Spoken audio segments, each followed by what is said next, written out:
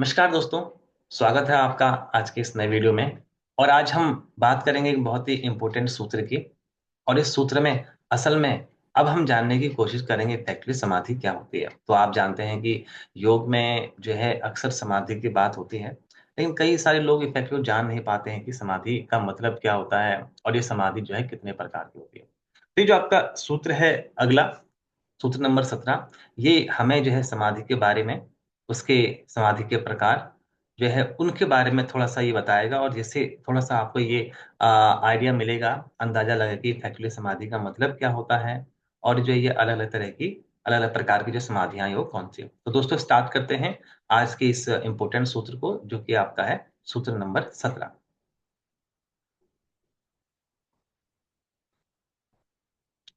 दोस्तों, ये सूत्र 17 है, ये बहुत ज़्यादा इम्पोर्टेंट है और उम्मीद करता हूँ कि इस सूत्र से शायद आपको समाधि के बारे में, योग के बारे में काफ़ी अच्छी नॉलेज मिलेगी।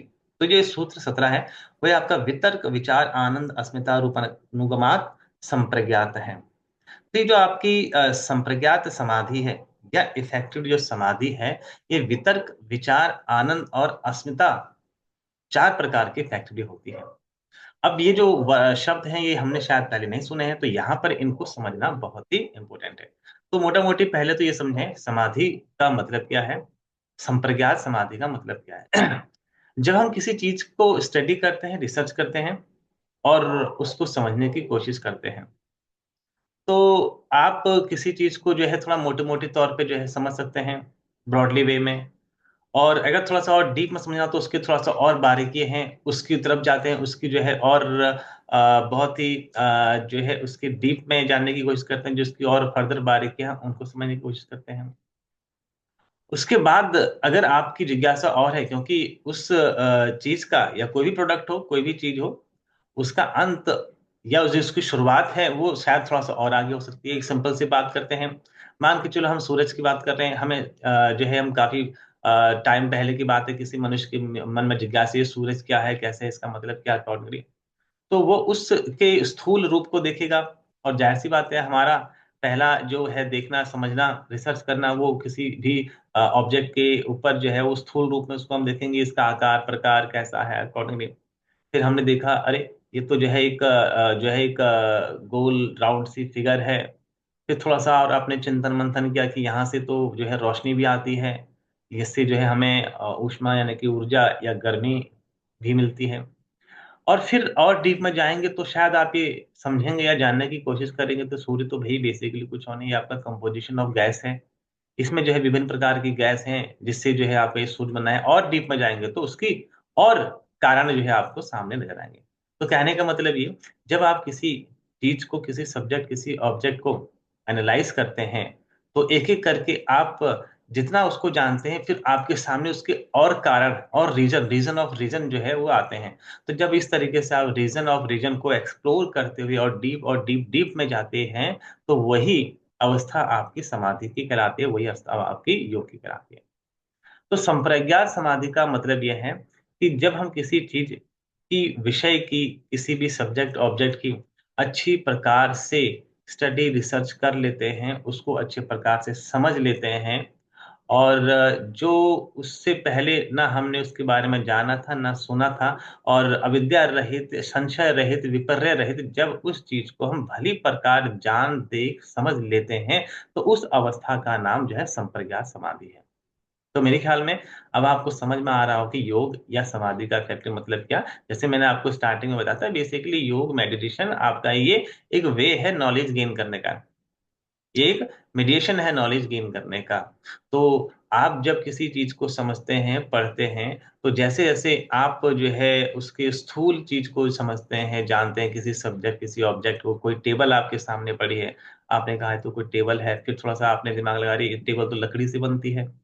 फिर आपने सोचा कि ये लकड़ी कहाँ से आती है, फिर लकड़ी आपने जो है ये तो पेड़ से आती है, फिर पेड़ कहाँ से आता है, पेड़ आपका जो है ज़मीन से, पृथ्वी से, तो वो जो है आपका पृथ्वी तत्व से उत्पन्न होता है, और फिर पृथ्वी कैसे उत्पन्न होती है। तो इस तरीके से जब आप रीज़न ऑफ रीज़न को एक्सप्लोर करते हैं, और उस सब्जेक्ट ऑब्जेक्ट की जो है हर प्रकार से उसको स्थूल, सूक्ष्म और जो है उसके कारण स्वरूप को समझते हुए उसको अच्छे से समझ लेते हैं, तो उस अवस्था विशेष का नाम जो है समाधि या संप्रज्ञात समाधि है।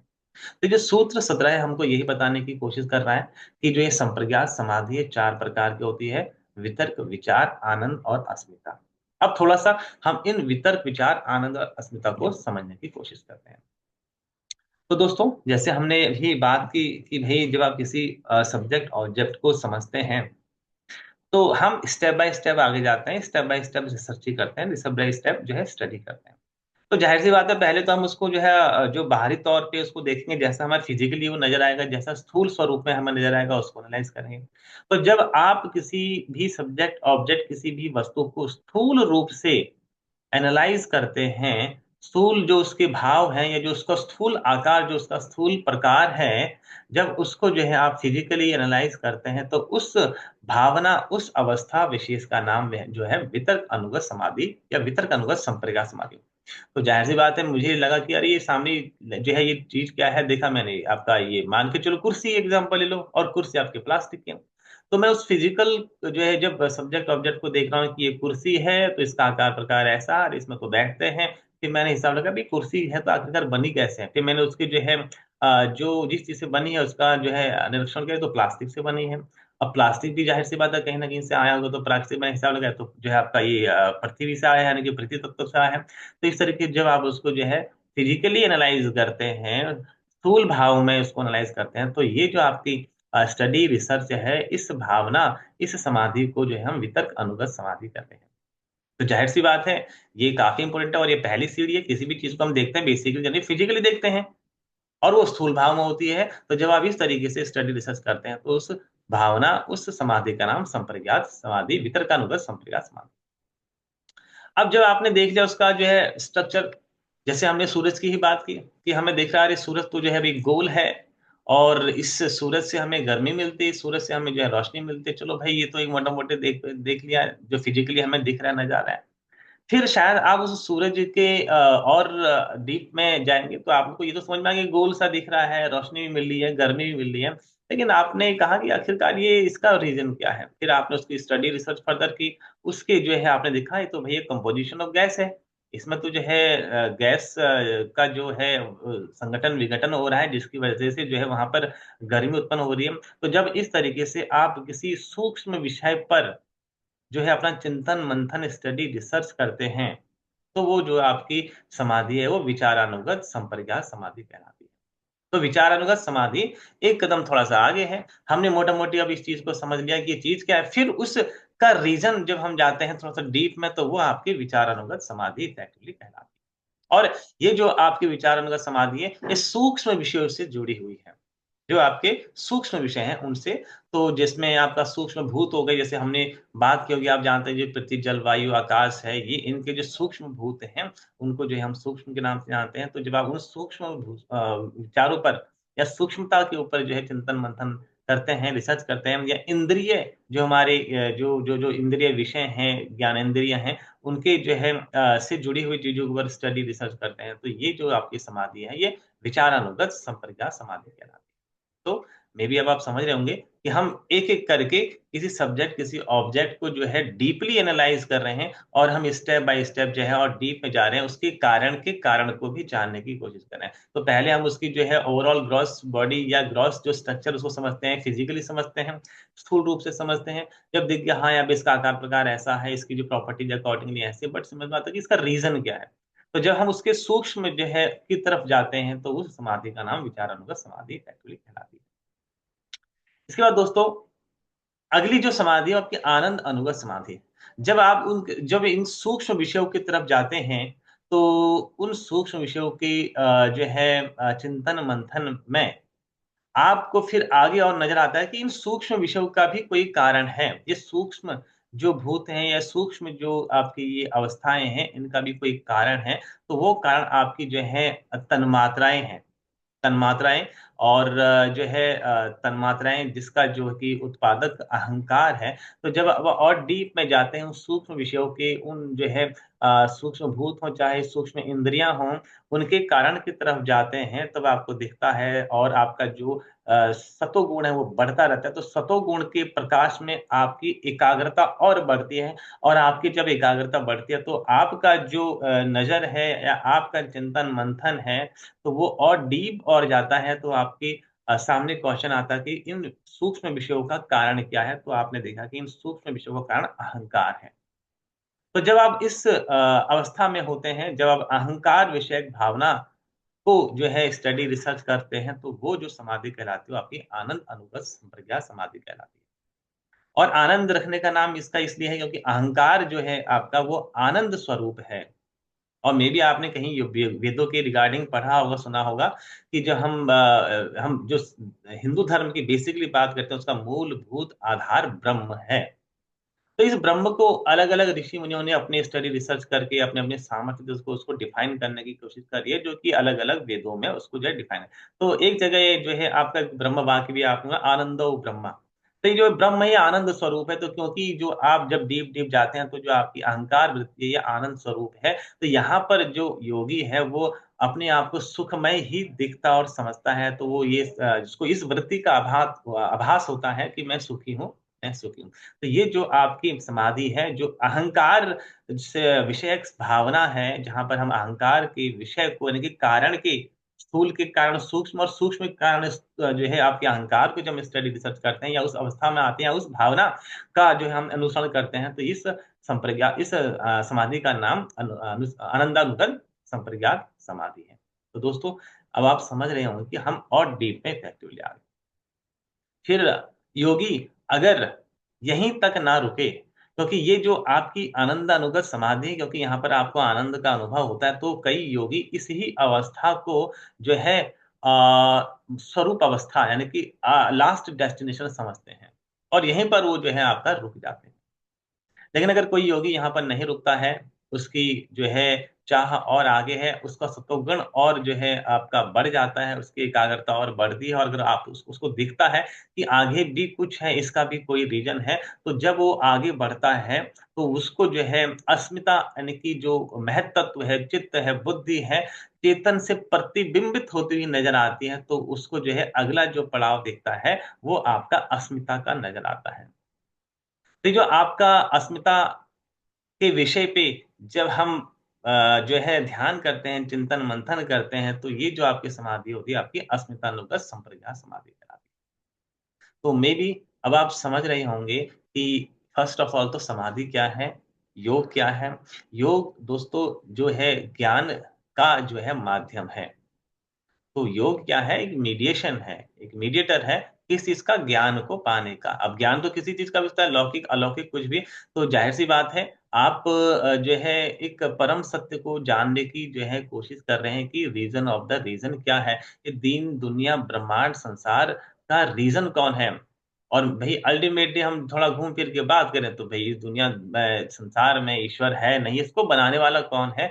तो जब आप इस तरीके से स्टडी, रिसर्च करते हैं, तो एक-एक करके जो है स्टेप बाय स्टेप जो है कारण के कारण को जो है अनुसंधान या फिर रिसर्च करते हैं। तो भाई ज़ाहिर-सी बात है किसी भी चीज़ को हम पहले फिज़िकली या मोटे तौर पर एनालाइज़ करते हैं और जब दिखता है कि हाँ भाई चलो ये गेम समझिए इसका तो कोई और रीज़न भी है, तो जब हम उस रीज़न को आइडेंटिफ़ाई करते हैं जो कि सूक्ष्म हो सकते हैं, जो आपका सूक्ष्म भूत या फिर इंद्रिय विषय हो सकते हैं, तो उस स्टडी, उस रिसर्च का नाम जो है विचारानुगत समाधि है।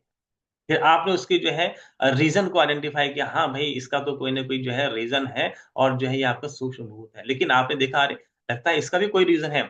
तो जब आप इस तरीके से जैसे हमने सन का एग्ज़ाम्पल लिया कि भई सन एक जो है आपका गोल स्ट्रक्चर है जिससे आपको जो है गर्मी आ रही है, रोशनी आ रही है, आपने फिर कहा चलो फिज़िकली तो समझ में आ गया लेकिन अब इसका सूक्ष्म क्या है तो आपने देखा कि कंपोज़िशन ऑफ गैस है, मेबी हाइड्रोजन या बाकी और गैस। फिर आपने जो है उसपे भी स्टडी रिसर्च करी तो आपने देखा कि अरे! उसके भी जो है और भी छोटे-छोटे पार्टिकल हैं, जैसे मान के लो आप डीप में जाते हैं न्यूट्रॉन और जो आपका न्यूट्रॉन है, प्रोटॉन है या इलेक्ट्रॉन अकॉर्डिंगली। तो इस तरीके से ये योग बेसिकली स्थूल से सूक्ष्म जाने की या कारण के कारण को जानने की या इस जो है दीन दुनिया संसार के ब्रह्मांड के कारण को जानने का माध्यम है। तो कई लोग सोचते हैं कि योग जस्ट एक एक्सरसाइज है, nothing more than that. But योग दोस्तों, योग जो है आपका ज्ञान का माध्यम है। योग के माध्यम से हम जो है किसी वस्तु या फिर जो है इस ब्रह्मांड के सत्य को जानने की कोशिश करते हैं। और हमने पहले की वीडियो में बात की थी कि भाई ये विज्ञान साइंटिस्ट भी इस ब्रह्मांड के रहस्य को जानने की कोशिश कर रहे हैं। एक लेबोरेटरी आपकी स्विट्जरलैंड और फ्रांस की जमीन के नीचे बनाई गई, जिसको हम सर्न के नाम से जानते हैं।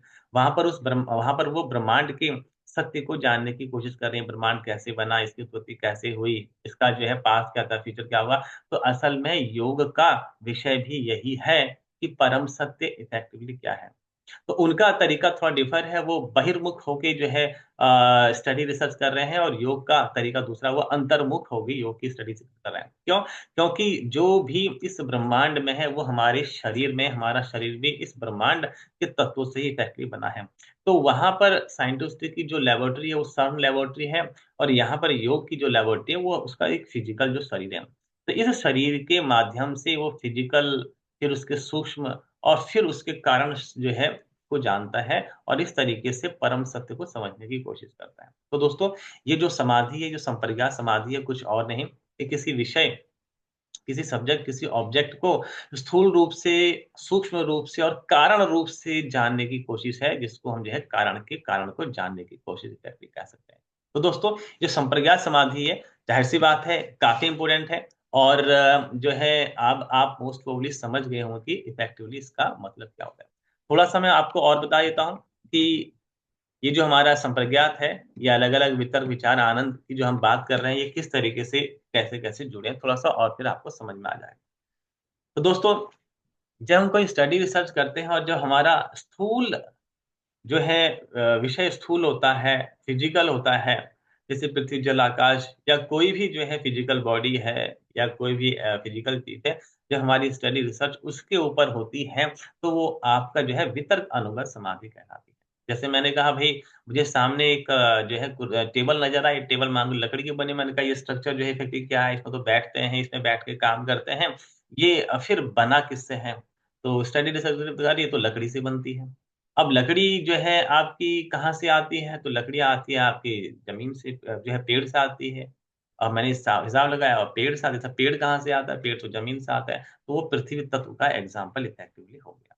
तो इस तरीके से जब आप किसी चीज़ को जो है डीप में स्टडी रिसर्च करते हैं, अगर वो फिज़िकल है, तो वो आपका जो है वितर्क अनुगत समाधि। फिर जब मैं उसके कारण की तरफ जाता हूँ कि लकड़ी जो है आपके टेबल बनी किससे है, तो उसके सूक्ष्म की तरफ जाता हूँ और एक कदम आगे बढ़ता हूँ। या सन का एग्ज़ाम्पल ले लो भई, ठीक है, ये आग का गोला है, इसमें जो है रोशनी आ रही है, गर्मी हो रही है, बट इसका रीज़न क्या है? तो मैंने देखा कि इसमें तो कुछ गैसेज़ का जो है संघटन-विघटन हो रहा है, एक्सप्लोज़न हो रहा है। तो वो जो आपका सूक्ष्म विषय जो है आपका, वो आपका विचार अनुगत संप्रज्ञात समाधि कहलाता है। तो जिसमें आपका शब्द, जो हमने बात की थी कि तन्मात्राएँ होती हैं, और जो हमारे जो है भूत हैं, यानी कि सूक्ष्म भूत हैं, ये पृथ्वी, जल, अग्नि, वायु, आकाश के जो सूक्ष्म भूत हैं, उनके जो है परमाणु हैं, उनकी बात होती है। और जो हमारे तन्मात्राएँ हैं, शब्द तन्मात्रा, स्पर्श तन्मात्रा, उसकी बात होती है। या जो हमारे जो कर्मेंद्रियाँ हैं, जो आपके सूक्ष्म भूत से, उनकी बात होती है। तो जब इन सूक्ष्म विषयों के ऊपर चिंतन-मंथन होता है और डीप में जाके, तो वो आपका विचार अनुगत समाधि कहलाता है। फिर योगी, फिर अगर यही नहीं रुकता है, वो उसके कारण को और जानना चाहता है कि इसके कारण तो और भी दिख रहा है, कोई न कोई और नया तत्व हमें देखने को मिल रहा है, न्यूट्रॉन, प्रोटॉन, इलेक्ट्रॉन, समथिंग ये वो, तो और डीप में जाता है, और जब और डीप में जाता है, तो उसको जो अगला पड़ाव मिलता है, वो आपका अहंकार का होता है। तो इन सूक्ष्म भूतों का कारण क्या है? तो वो है आपका अहंकार। और ये अहंकार जो है आपका आनंद स्वरूप होता है, इसलिए कई योगी इस ही अवस्था को स्वरूप अवस्था या आत्म साक्षात की अवस्था समझ बैठते हैं। और जो उस अहंकार को ही समझता है, यही अवस्था है, तो उसका मन आनंद से भर जाता है, और वो एक लंबे समय तक कैवल्य पद जैसे अवस्था तक रहता है, जिसको हम विदेह इफेक्टिवली बोल देते हैं। तो एक जो है कई समय तक, लंबे समय तक वो जो है कैवल्य, यानी कि बिल्कुल जो एक्सट्रीम अवस्था ऑफ योग होती है, उस जैसी अवस्था तक वो अवस्था को जो है एक लंबे अरसे तक जो है प्राप्त करके उसी में रत रहता है। लेकिन अगर योगी का चाह, सतोगुण और बढ़ता है, उसकी एकाग्रता और बढ़ती है, तो उसको दिखता है कि ये अहंकार अंतिम अवस्था नहीं है, ये अहंकार अंतिम तत्व नहीं है। तो इसका भी उनको कारण दिखता है, नज़र आता है, तो वो उसको जो कारण अगला देखता है, वो आपका चित्त, बुद्धि या महतत्व या अस्मिता नज़र आती है कि जो अहंकार जिससे उत्पन्न होता है, आपका महत्व होता है, बुद्धि या चित्त या फिर उसको हम अस्मिता बोल देते हैं। तो जब इस तरीके से इस भावना के साथ वो जो है चिंतन-मंथन करता है, तो वो जो भावना है, वो आपकी अस्मिता अनुगत संप्रज्ञात समाधि कहलाती है।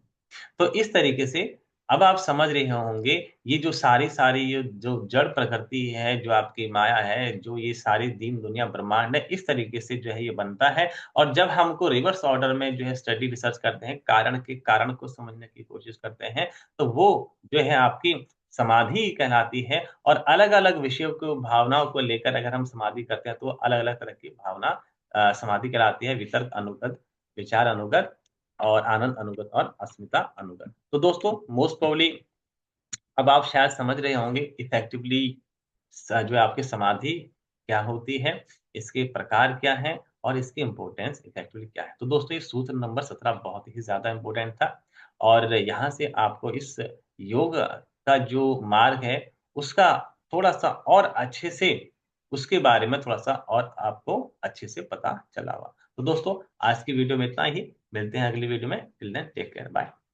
नमस्कार।